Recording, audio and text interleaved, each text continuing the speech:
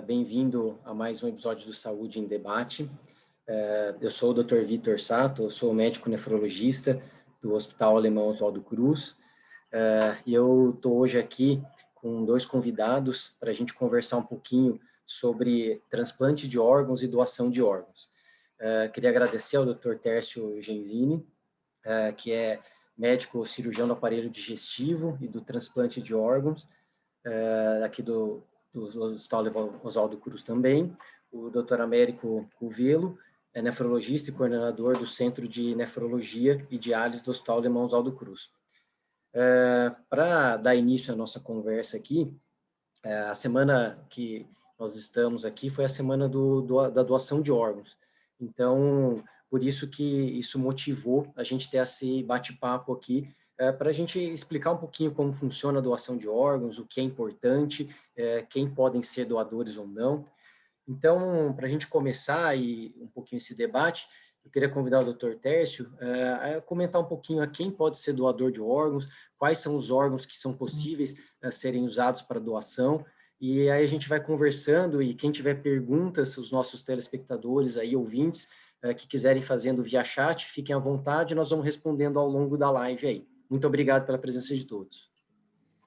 Boa tarde, Vitor. Boa tarde, Américo. É um prazer estar aqui com vocês para falar desse tema tão importante. Queria cumprimentar e agradecer ao Oswaldo Cruz pelo evento e pelo convite. Bom, os doadores, a gente sempre divide os doadores em dois grandes grupos, né, que são os doadores vivos, que é as pessoas que doam órgãos em vida, e os doadores falecidos.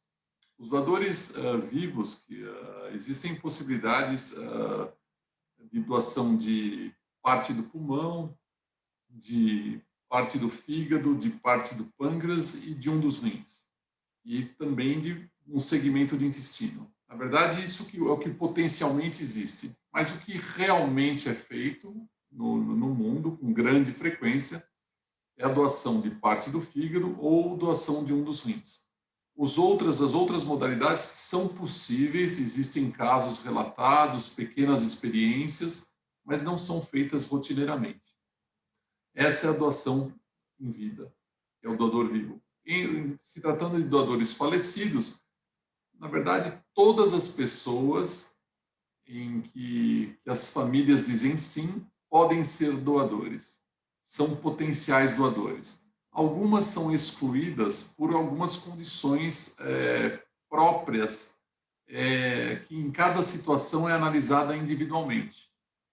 Por exemplo, se ela tem uma doença transmissível, ela não pode doar sob o risco de transmissão da doença. Isso é avaliado no momento da doação por exames. Se ela tem um problema cardíaco, não pode doar o coração, ou se tem uma idade avançada. Mas para doador falecido, não existe idade e não existe limite. Sempre nós buscamos o sim da família, que é o começo de tudo, para que qualquer órgão ou tecido possa ser avaliado para doação. Porque temos que lembrar que temos córnea, pele, ossos, válvulas, veias, artérias. Então, muita doação pode ser feita. Então, basicamente é isso. Espero ter respondido sua pergunta, Vitor.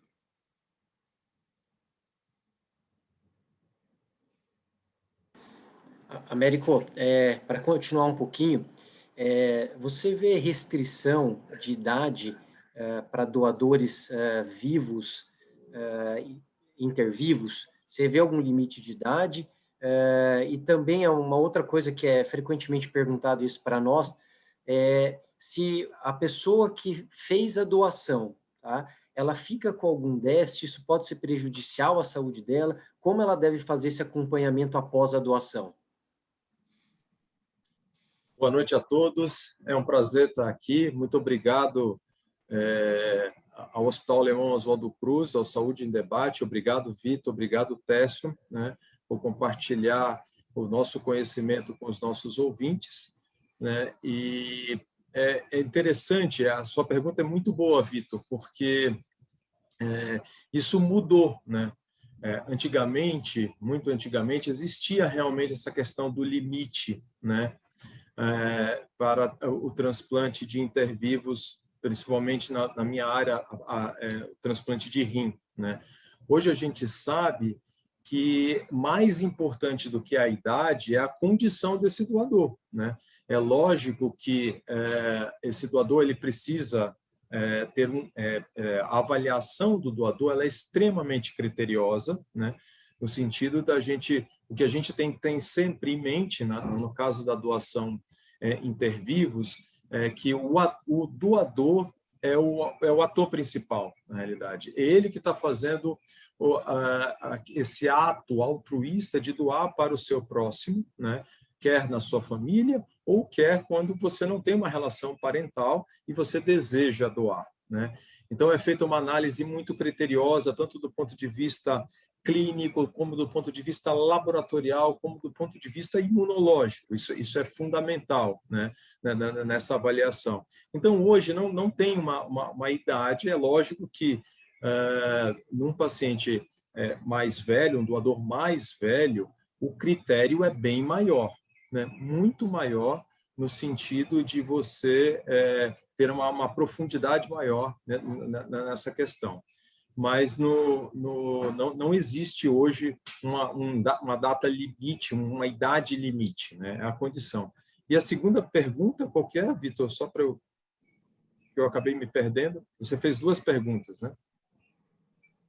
Não, sobre se quem faz a doação, se tem algum problema em ser doador e como é feito esse acompanhamento pós-doação. Essa é uma pergunta muito boa. Eu vou falar do ponto de vista do transplante renal, né? Mas o Técio também pode complementar, porque, por exemplo, o Técio faz transplante de doador vivo de fígado, e ele pode também comentar isso daí. Mas na parte do rim, né, é seguro, né? A vocês que estão nos ouvindo, fazer a doação por conta desse critério rigoroso, né, dessa avaliação, é muito seguro. Hoje, na literatura médica, tem acompanhamento de, por exemplo, em transplante de rim, de doadores de rim, com mais de 30 anos observando o comportamento clínico desses pacientes e, por incrível que pareça, depois do 20º ano, comparando com indivíduos normais, comparando o doador que doou, ou seja, só tem um rim, com indivíduos normais, né, a sobrevida deles é maior depois de 20 anos. Né? Olha que coisa interessante. E a explicação para isso é porque é exatamente para responder à pergunta do Vitor. É que no caso da doação, quando o paciente ele doa o rim, ele é recomendável, né, ele fazer check-ups anuais, né, e para o acompanhamento, que pode ser feito ou pelo próprio nefrologista ou por um clínico, né, ele precisa fazer check-ups anuais. E isso daí previne outras doenças. Ou seja, o fato do indivíduo fazer check-up, né, ou seja, ele ser avaliado constantemente, ou pelo menos uma vez por ano, previne outras doenças, como, por exemplo, doenças oncológicas, né? Eu mesmo já tive um paciente que o doador, né, no seu check-up, foi descoberta uma doença prevenível. Então, você trata esse paciente muito rapidamente, mais precocemente. Obrigado pela pergunta. Você queria complementar alguma coisa, Tércio, sobre como é o segmento pós-transplante intervivos de fígado? Então, o fígado, em relação ao rim, ele tem algumas vantagens, né? Porque o rim até tem a questão dele se tornar o rim remanescente, fica vicariante, ele incorpora a sua... O fígado, na verdade, ele tem uma grande capacidade de regeneração.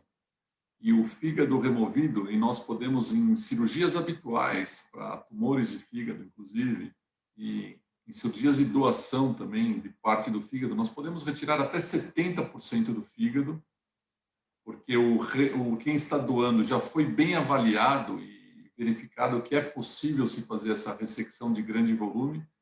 E o fígado, depois de 4 meses, ele se regenera de forma que ele alcança 80%, 90% do seu volume habitual. E por que ele não alcança o volume completo? Porque ele não necessita, porque todas as funções são reestabelecidas com esse volume alcançado a 3, 4 meses após a doação. Então, as funções hepáticas se tornam absolutamente normais e a vida do paciente é absolutamente normal. Obviamente, desde que ele tenha outros cuidados, né? Lembrando que hoje um dos maiores problemas do fígado é a obesidade. Então, se o doador, depois da doação, se torna alguém obeso, ele pode ter um problema no fígado, mas nada a ver com a doação, a ver com a obesidade. Se ele começa a beber, a bebida que vai fazer mal não foi a doação. Agora, toda doação também são cirurgias de grande porte e existem riscos que são discutidos muito bem com cada paciente e com cada familiar. Como o Américo bem colocou, os riscos são muito pequenos, são riscos controlados e os benefícios são muito grandes. E lembrando que cada doador estará salvando alguém que ele conhece, que ele ama. Então, a gente vê tantos exemplos de pessoas salvando quem não conhecem, correndo riscos muito maiores, né? E basta um exemplo simples de um bombeiro, né? Quando ele salva alguém no incêndio, ele está correndo um risco muito maior e salvando alguém que ele nem conhece. O doador está correndo um risco bem pequeno, com um ambiente controlado e com alguém que ele ama. Então, o benefício é muito maior que o risco. Eu acho que é muito isso, né? A doação existe um risco, né, para qualquer doação, mas é um risco controlado, né? Então, tem uma segurança muito grande hoje em dia, avançou-se muito as técnicas, então é um procedimento bem seguro. Tem algumas perguntas aqui no nosso chat, essa aqui eu vou deixar para os dois aqui, que eu achei bem interessante, é do Andy Ortiz. Ele pergunta se tem alguma forma de assegurar que os órgãos dele seja doado após a morte encefálica sem interferência da família. Se ele deixar isso por escrito, documentado, ou se não, se obrigatoriamente tem que se passar pela família. Eu acho que eu posso responder essa. No Brasil, a lei da doação, ela é consentida. Então, não existe outra forma de doação que não seja o consentimento. E esse consentimento parte das pessoas que ficaram, parte dos familiares. Então, existem vários questionamentos a esse respeito, se deixar registrado em cartório, se deixar um documento, um testamento e tudo isso. No momento da morte encefálica, caso ela aconteça, ou no momento de uma possível doação, é sempre a família que tem que assinar essa doação. Essa é a lei brasileira. Não existe uma outra forma. Então, a melhor forma de doar em vida é conversar com a família e expressar o desejo de doação, que esse desejo, na imensa maioria das vezes, ele é respeitado pela família. E nesse momento vai acontecer a doação. Eu queria só complementar a brilhante resposta do Técio, que existem alguns exemplos em alguns países onde já se conversa essa questão de doação na escola, no colégio, quando é adolescente, criança, né? Porque isso é uma questão interessante que incorpora, na realidade, é uma questão educacional, né? Você está lá, você tem um desejo, você coloca, você conversa. Então, você que está nos ouvindo hoje, né? Quando você chegar numa reunião de família, não é uma questão... A gente discute tantas coisas, a gente discute futebol, a gente discute política, a gente discute música, teatro. Vamos discutir também doação. Isso é uma questão muito interessante de falar, porque isso que o Técio falou, normalmente quem fica, né, a família, no caso, depois que faleceu, que tem a morte encefálica, né, normalmente a família aceita o desejo de quem partiu, né? Isso não só para doação, mas para qualquer coisa. Nós que vivenciamos isso dentro do hospital, quando a gente conversa com a família, fala, não, mas ele gostaria de fazer isso, ele gostaria de ser cremado, ele gostaria de levar suas cinzas para tal lugar, e ele gostaria de doar os seus órgãos para salvar outras pessoas. Isso é muito importante conversar. Então, converse com seus filhos, com seus amigos, isso é fundamental.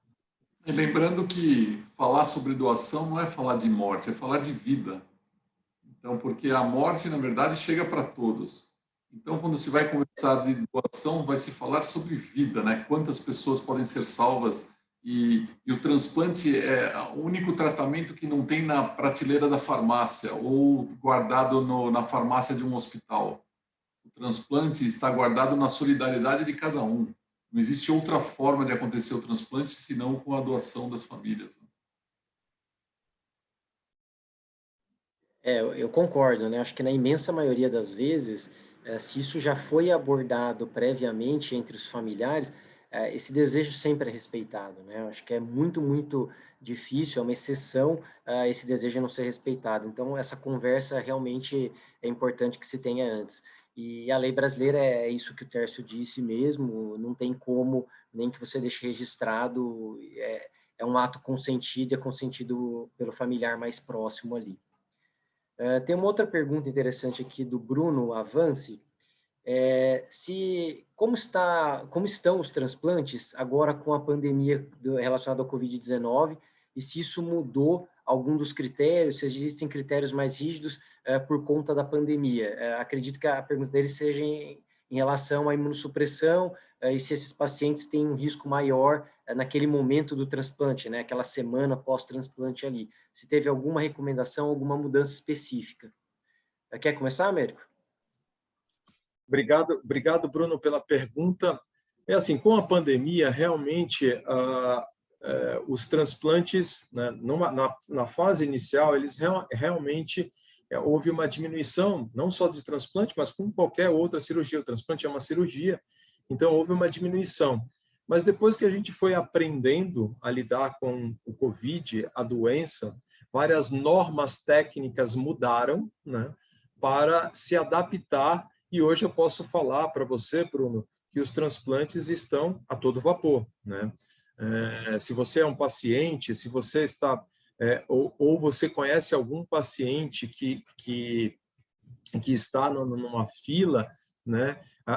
Está tudo ocorrendo bem, os critérios realmente mudaram, né? Mudaram não só para o transplante, mas como qualquer cirurgia.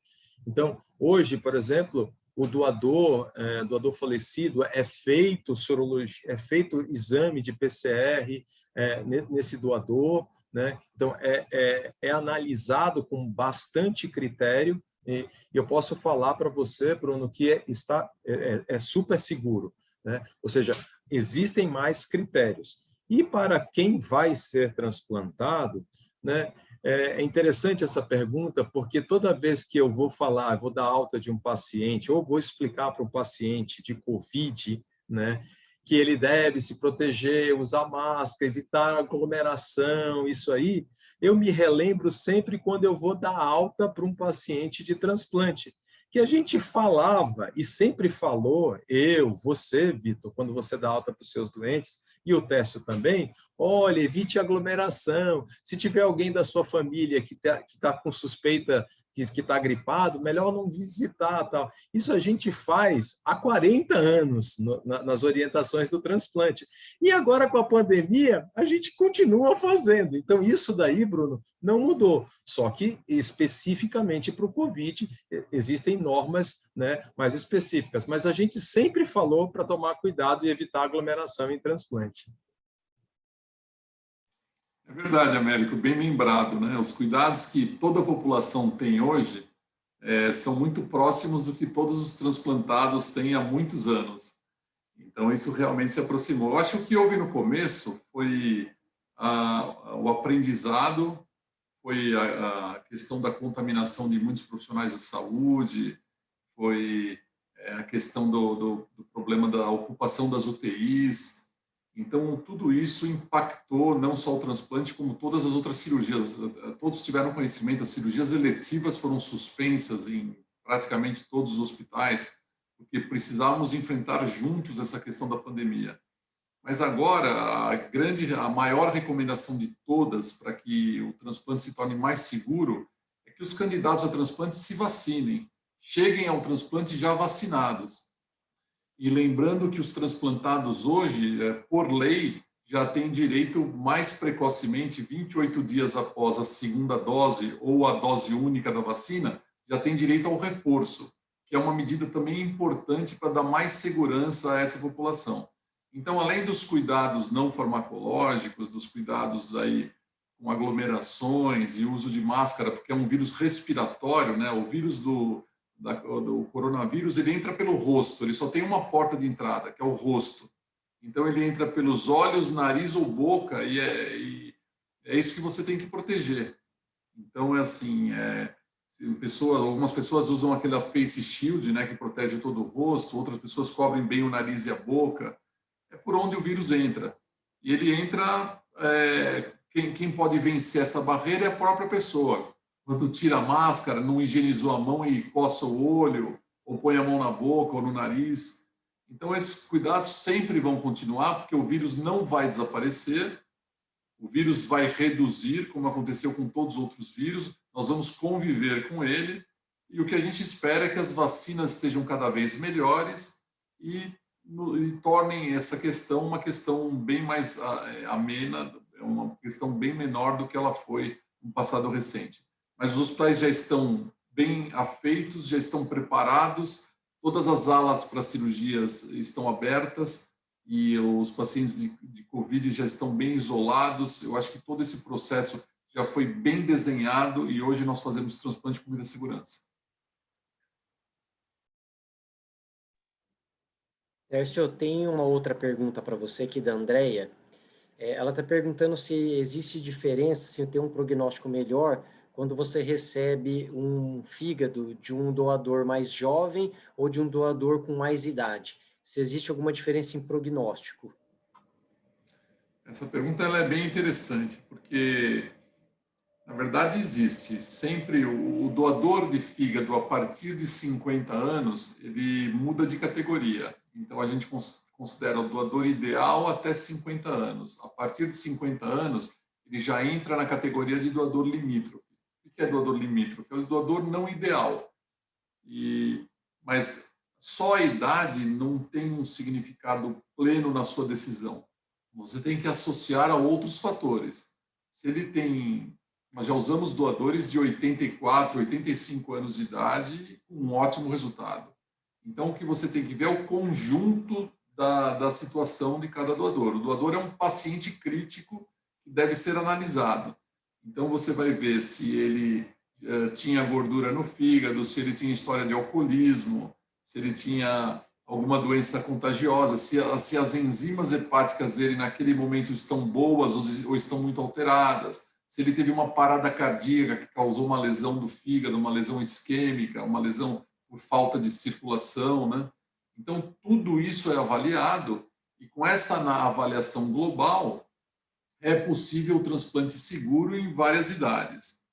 Então, é assim, a idade ela é importante, mas não é um fator limitante. Existem doadores jovens que não podem doar também, porque sofreram traumas importantes, porque os exames estão muito alterados, ou porque tinham doenças prévias que não possibilitam. Então, a idade é um fator importante, mas não é determinante. Ela é analisada sempre em conjunto com outras situações. Américo, quer complementar, né? Para transplante de rim, muda só o nome, né? A terminologia, né? Que é doador, a gente chama de doador com critério estendido, né? Envolve a idade também, mas é isso que o Tércio comentou, né? Não é só a idade isoladamente, né? São outras morbidades que podem terem influência na função renal no futuro, né? Se você quiser comentar alguma coisa, Américo. Eu só queria, por exemplo, no caso de doador falecido, né, ao contrário do fígado, que tem o tempo é mais importante do que o rim a gente ainda tem um tempo, né, com segurança, né, com 24 horas esse órgão pode esperar, então a gente pode ainda se dar o luxo de, naquele rim, né, que foi removido daquele doador, esperar uma biópsia, né, uma biópsia em que você vai analisar com bastante critério se esse rim ele é realmente viável do ponto de vista de transplante, ou seja, você pode esperar e escolher, concordo com o Tércio, escolher com bastante segurança. E a idade ficou... É uma questão que tem que ser avaliada, mas ela não é o principal. É a condição e para quem, também o receptor, também é uma outra questão muito importante. Tem uma outra pergunta aqui também no chat, da Mariana Costa, se quem já teve câncer pode ser um doador. Essa questão é uma questão muito interessante, viu, Mariana? Depende, né? Depende de um critério, de uma avaliação, mas em regra, normalmente a gente avalia, esse doador ele não é descartado, né? Se ele teve um câncer, primeiro a gente precisa saber aonde foi o câncer, que tipo de câncer, há quanto tempo ele tem um diagnóstico, porque ele pode ter tido um câncer de pele, né? Um não melanoma, por exemplo. Melanoma é um câncer mais complicado, que precisa de uma avaliação mais criteriosa. Mas se for um câncer de pele que se não tinha metástase, não tinha nada, e a cirurgia foi curativa, né? Ele pode transplantar. Eu mesmo já transplantei um paciente que teve um câncer, né? O doador teve um câncer. Ele, obviamente, foi avaliado, teve um diagnóstico de cura pelo seu oncologista, e ele doou um rim para um irmão e está muito bem, sem problema nenhum.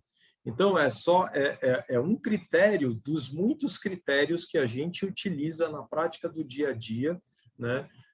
Para escolher esse doador, né? Além dos critérios outros de imunologia, ou os critérios faz parte, então, inclusive, da história clínica do doador para você decidir sobre isso.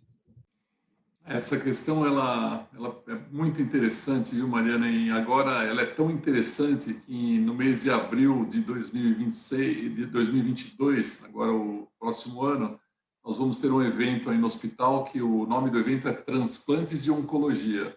Ele vai falar exatamente dessa relação do paciente oncológico, se ele pode ser doador e também se ele pode receber um órgão.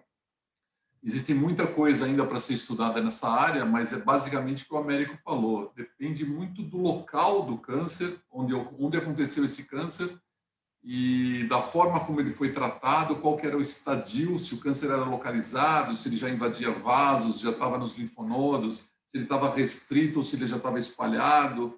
Então, tudo isso, e também o tipo, né, o órgão primário, a origem. Então, tudo isso tem que ser muito bem investigado e também, em algumas situações, compartilhado com a família. Então, por exemplo, existem alguns tipos de câncer no cérebro que levam à morte encefálica e tem doadores aí com frequência que tiveram câncer no cérebro. Nós usamos esses órgãos, esses doadores. Agora, em algumas situações de risco, depende como está o receptor. No fígado, por exemplo, nós temos, às vezes, situações de hepatite fulminante.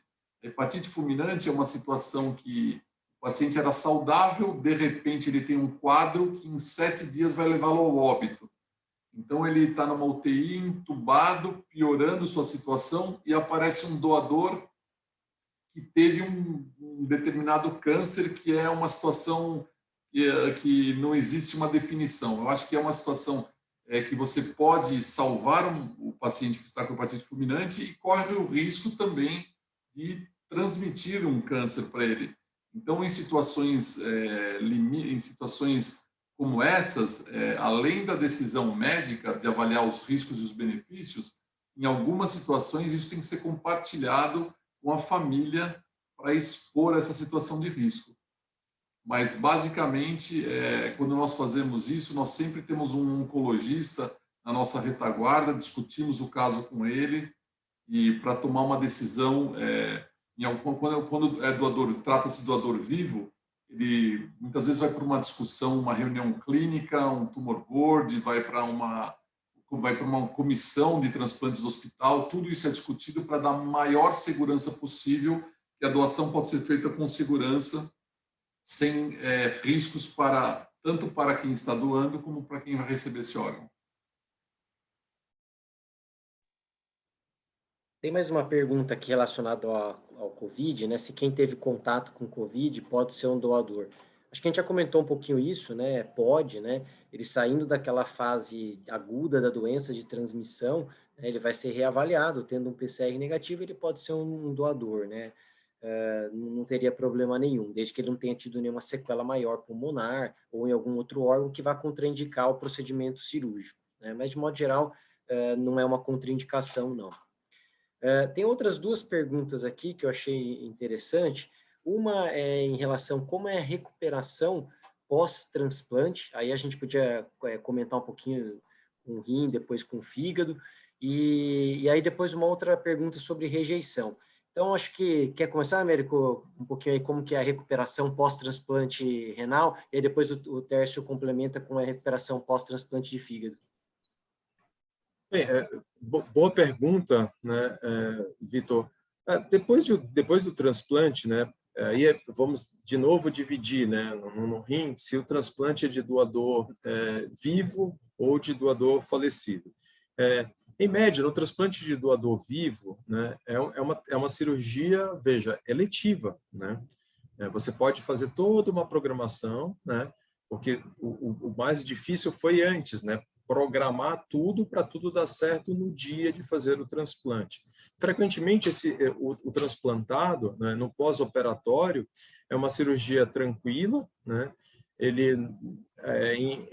Às vezes ele pode até fazer, em algumas instituições, fazer o pós-operatório no quarto, inclusive. No Hospital Alemão Oswaldo Cruz se faz o pós-operatório nas próximas 12 horas depois do transplante em unidade de terapia intensiva, até mesmo por conta da monitorização, né? Mas esse paciente, em média, ele fica de 5 a 7 dias, né, no máximo, internado, né? Então, é muito tranquilo, porque o órgão, né, vai funcionar de imediato, né? E esse paciente ele vai ter alta em menos de uma semana. Aí depois ele vai para e muito bem, né, por sinal, já com a creatinina normal, né? E esse paciente ele vai precisar fazer um segmento, né, no rim, um segmento inicialmente nos primeiros 3 meses, que são o período mais tormentoso, com maior risco de infecção ou de complicações. Ele precisa de uma consulta semanal e coleta de exames. Existe todo um protocolo, uma rotina para isso. Isso também depende de cada instituição e de cada serviço. E depois, né, o acompanhamento ele passa a ser mensal, trimestral, e depois de algum tempo, o transplantado ele tem uma consulta basicamente como se fosse um check-up a cada 6 meses ou a cada ano, né? Eu mesmo já tenho pacientes aí com mais de 10, 20 anos de transplante que eu vejo uma vez por ano, né? No transplante do doador falecido, nem sempre o órgão funciona, porque esse órgão ficou um período sem perfusão. Então, quando eu coloco no receptor, né, o cirurgião coloca no receptor, ele nem sempre funciona de primeiro, né? Então, às vezes, o paciente no transplante renal ele precisa fazer algumas sessões de diálise até mesmo esse rim voltar a funcionar, né? Aí a média, né, da recuperação e do retorno desse órgão para funcionar, para ele ter alta, em média aí 14 dias, no máximo 21 dias, né? Às vezes precisa fazer uma biópsia desse rim para a gente analisar. Isso não tem problema nenhum, biópsia não tem nada a ver com câncer, é para avaliar o funcionamento adequado desse rim, o que está acontecendo com ele, né? E depois o segmento é o mesmo quando ele recebe alta. Então, com consultas semanais no começo, no início, e depois as consultas passam a ser mais espaçadas. É assim que é a recuperação no transplante renal. Em relação ao transplante de fígado, na fase após alta hospitalar, ela é tudo que o Américo já colocou muito bem. Os acompanhamentos vão se espaçando e se tornando cada vez mais distantes, à medida que o paciente evolui bem ao longo do tempo e os exames mostram que a função do fígado está muito boa, e à medida também que o paciente cumpre a sua obrigação de tomar os remédios nos horários corretos, de seguir o acompanhamento com a sua saúde, controlando a sua pressão arterial, controlando o açúcar, não ganhando peso. Então, tudo isso é importante para a saúde global e também para a saúde do fígado. Então, aqueles pacientes que, às vezes, um paciente acha que depois do transplante ele pode comer o que quiser, não tem mais muita preocupação, toda a preocupação que ele tinha antes, né, quando ele tinha cirrose ou alguma doença grave do fígado. aí ele ganha peso, se torna hipertenso, o que acontece? Ganha peso, enfia gordura no fígado, os exames se alteram, tem que abreviar o segmento. Vai ter que ir mais vezes ao médico, pode ganhar uma biópsia ou outros exames necessários, sempre para investigação. Então, o paciente tem que ter um compromisso muito grande com a sua própria saúde, isso é fundamental. Agora, na fase hospitalar, o fígado, ele é uma situação que depende muito da condição do paciente, né? Lembrando que o transplante de fígado, diferente do rim, ele não é feito pelo aspecto imunológico, ele é feito pela gravidade. Então, a fila do fígado, os pacientes são colocados conforme a gravidade da sua doença. Então, nós temos feito transplantes de pacientes muito graves, pacientes que já estão internados, alguns estão em terapia intensiva, outros internados há algum tempo. E esses pacientes mais graves demandam um pouco mais de tempo para sua recuperação. Pacientes menos graves vão embora rápido do hospital. Então, temos pacientes com alta em 5 dias, mas pacientes mais graves demoram 2 semanas, 3 semanas. Tem pacientes que ficam 1 mês, 2 meses no hospital. O importante é que ele esteja caminhando sempre na direção certa, da melhora e da recuperação. Tem pacientes que chegam tão graves para o transplante de fígado que eles precisam de muita reabilitação física.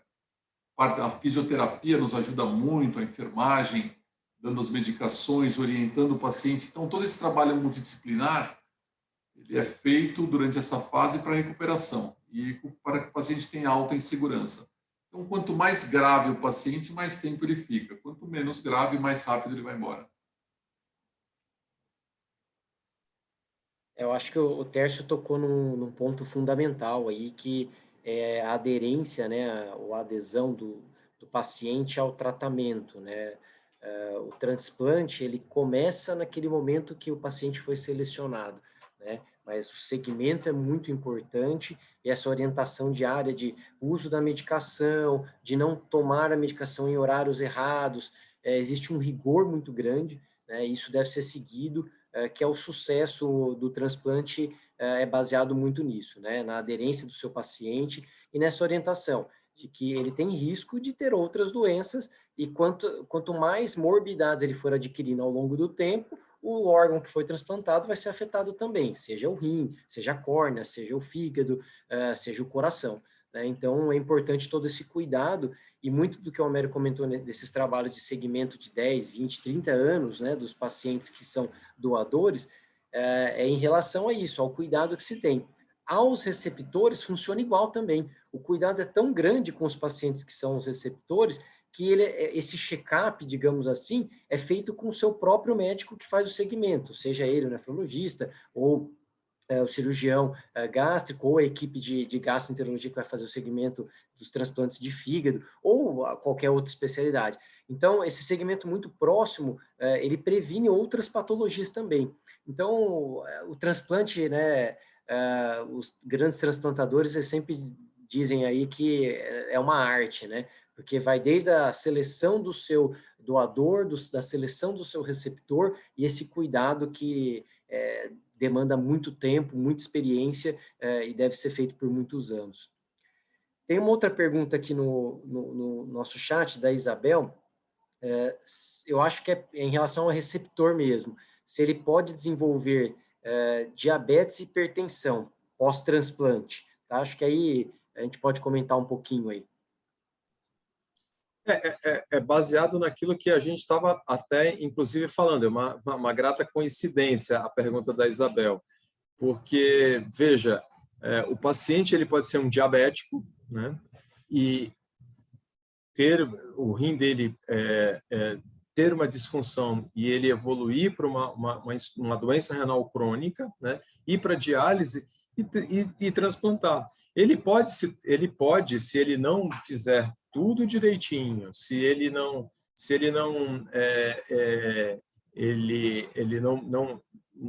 fizer atividade física, se ele seguir todas as recomendações, ele pode se tornar um hipertenso também, se ele não fosse hipertenso, né? Então, na realidade, essas doenças elas podem ocorrer. O paciente ele pode ter uma doença renal policística, que é uma doença hereditária, e ele pode se transformar em um diabético, né, depois do transplante, né, mesmo porque se ele a questão da síndrome metabólica, né, se ele não fizer se ele não fizer atividade física, se ele ganhar peso, não fizer uma dieta adequada, continua o tratamento, ele é contínuo, né? Isso que o Técio comentou, não é porque eu faço o transplante aí eu posso não posso posso fazer tudo.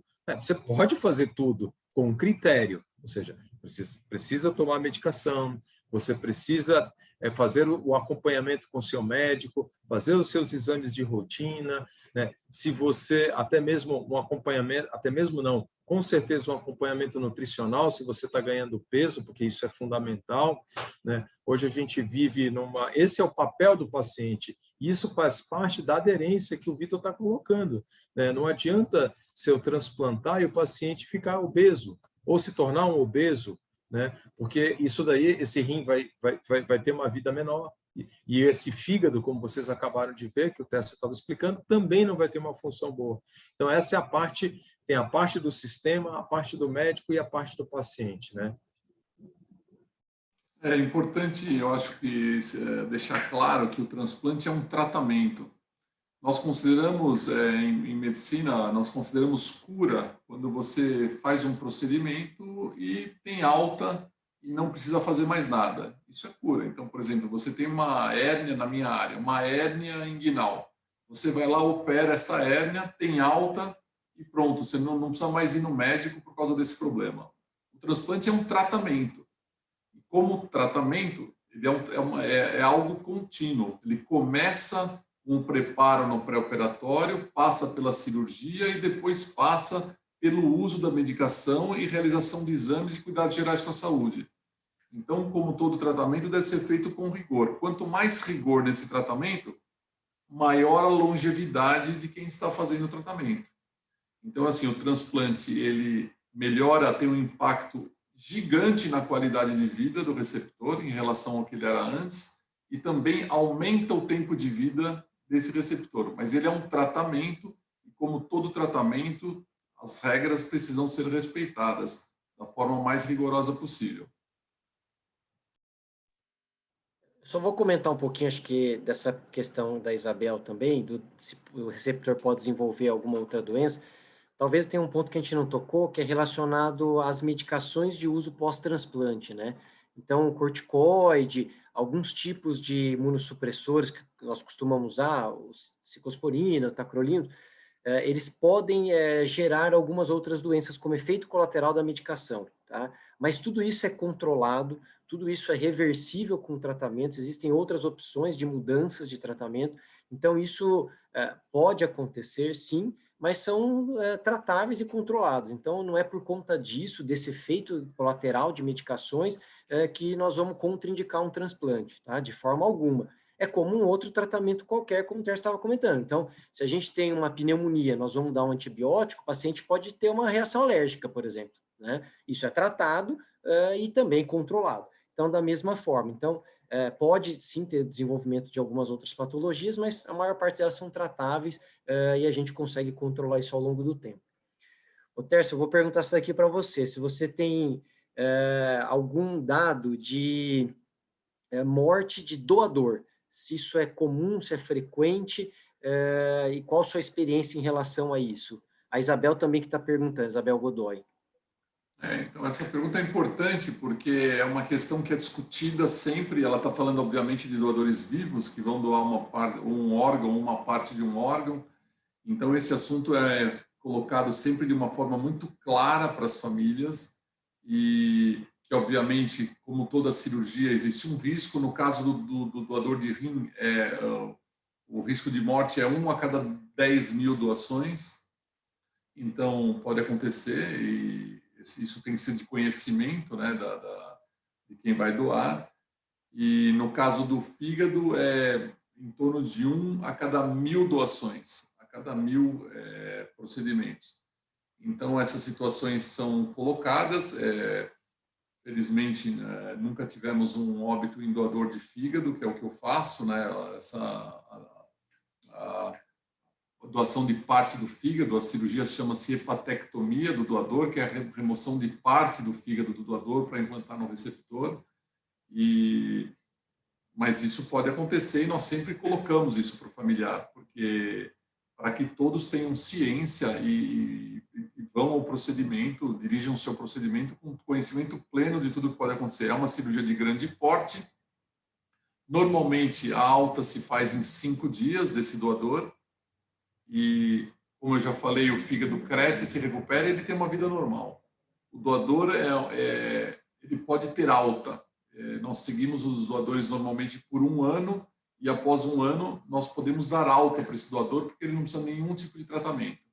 Se em 1 ano todas as funções estão restabelecidas e os exames bons. Além desse risco de 1 em 1000 poder acontecer o óbito, tem o risco de complicações menores, por exemplo, ter uma cicatriz ruim, ter uma hérnia no local da cicatriz, são complicações menores que ocorrem em 10 a cada 100 doadores de fígado. Eu acho que na questão do rim o Américo pode explicar melhor. Mas mas aí não são complicações que levam ao óbito, né? Essas são as estatísticas que nós colocamos claramente e estão no termo de consentimento que o paciente assina antes de fazer essa doação. Isso tem que ser colocado de uma forma sempre muito clara para que as decisões sejam tomadas com plena consciência por cada um. No rim, isso bastante. Não vou dizer que não existe, como o Técio falou, na literatura médica existe casos relatados, mas isso é uma questão assim que quando acontece uma situação dessa, para tudo, né, para se rediscutir, ver todos os processos, se aconteceu alguma situação, porque como tudo na vida, a gente também aprende com algum pequeno erro, alguma pequena falha para se consertar, né? Mas é uma situação extremamente rara, né? Porque existem critérios muito bem estabelecidos, né? Mas, inclusive, essa questão do consentimento informado, né, que o Técio comentou, que é um termo, né, que o médico explica para o paciente que vai ser submetido a isso, e não é uma questão, né, que pode parecer que é uma questão, assim, eu vou ficar com medo porque eu vou assinar um documento. Não fique tranquilo com isso. Isso é uma norma que você tem que ser orientado e explicado do que vai acontecer. E hoje é uma questão tão natural de você explicar para o paciente o que está acontecendo, quais são os resultados, os riscos, os benefícios, para que todo mundo fique bem ciente disso. Mas respondendo à pergunta da Isabel, a estatística é muito favorável a você doar sem problema nenhum, né? Para isso precisa ser uma análise criteriosa, né? Para esse desfecho não acontecer, né? E o termo de consentimento e os riscos existem, na verdade, para todos os procedimentos cirúrgicos. Todo paciente que vai a qualquer cirurgia, ele assina um termo, e nesse termo existem as situações que são inerentes ao próprio procedimento. E esses números vêm de estatísticas mundiais, de milhares e milhares de casos analisados, e que realmente pode ter... muitas vezes não é nenhum tipo de erro que aconteceu que levou a uma complicação ou a um óbito. Isso é algo que acontece inerente a um procedimento, porque todo corpo que passa por uma cirurgia tem uma resposta metabólica, uma recuperação, e isso é diferente para cada um. Felizmente, 99,9% das vezes dá tudo certo, mas vai ter aí o 0,1% que aquela pessoa pode ter alguma resposta exacerbada, ele tem uma inflamação diferente na recuperação pós-operatória e acaba levando a uma complicação desse tipo. E os termos consentidos explicam que essas situações realmente podem acontecer em qualquer procedimento que se faz num centro cirúrgico. Só complementando um pouquinho, né? Para os transplantes com doadores intervivos, existe toda uma equipe, uma avaliação que é feita, né? Então, não só com a equipe médica, mas a enfermagem, com a psicóloga e com a própria equipe do transplante, que é justamente conversado isso, os riscos, os benefícios, todos os consentimentos são feitos, os exames de avaliação pré-operatória, de compatibilidade, então tudo isso é feito previamente para dar uma segurança e um rigor cada vez maior aí para os transplantes. Tem mais uma pergunta aqui, daí acho que a gente pode comentar um pouquinho aí, os critérios de morte encefálica, isso se é seguro, isso gera muita dúvida, né? Então, muitos pacientes ficam com medo, familiares ficam com medo, será que realmente tem algum risco? Será que realmente está em morte encefálica? Então, acho que a gente poderia comentar um pouquinho, se puder começar, Tércio. Olha, essa pergunta é muito boa, viu? Porque se existe algo que a gente se orgulha no nosso país, é o nosso sistema de transplante. As nossas leis para transplante são feitas por comissões envolvendo especialistas altamente gabaritados, com experiências enormes. E tudo isso foi construído sempre pensando no cuidado e na credibilidade do sistema.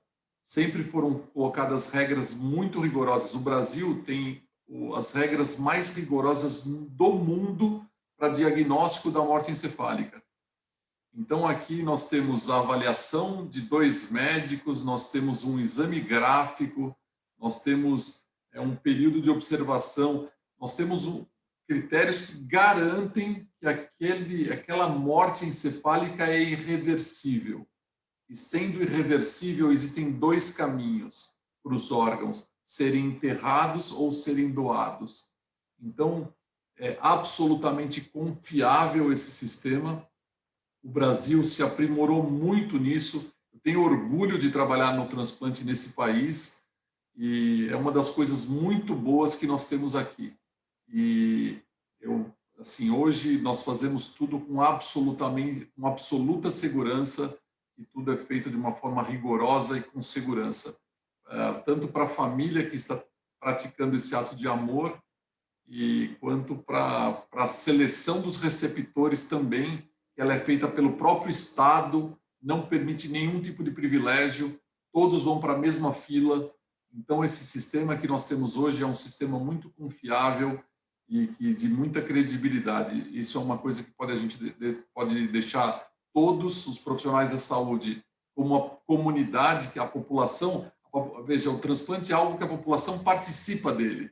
Porque sem a população doar órgãos, não existe transplante. Talvez seja o único tratamento que a população participa. É algo, por exemplo, parecido com uma vacinação para tratar a pandemia. Todos têm que participar.